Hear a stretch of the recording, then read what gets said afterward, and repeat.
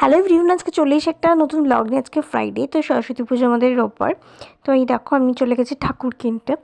তো আগের দিন তো দেখলাম মেলায় গেছিলাম, তো ঠাকুর দেখে এসেছিলাম মোটামুটি। তো বললাম সকালবেলা কিনে নিই। তো একটা ঠাকুর কেনাও হয়ে গেছে, তো আমি এবার বাড়ি ফিরে যাচ্ছি। বলতে গেছিলাম তো আমি হেঁটেই গেছি, হেঁটে এসছি। তো এই যে ঠাকুর কেনা হয়ে গেছে, বাড়িও চলে এসে ঠাকুর রেখেও দিয়েছি। আর তারপরে আমি রান্না করছি ডিমের ঝোল। আর কেন রান্না করছি সেটা তোমাদের একটু পরে বলছি।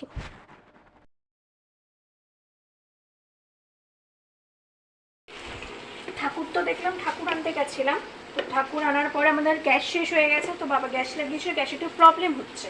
তো ওর জন্য গ্যাসে রান্না হচ্ছে না। এই যে আমি এখন ইন্ডাকশানে রান্না করছি ডিমের কষা, মানে হচ্ছে ডিমের অমলেট করে কষা। কারণ আমার মা ইন্ডাকশানে ভালো রান্না করতে পারে না, প্রবলেম হয় ইন্ডাকশানের এই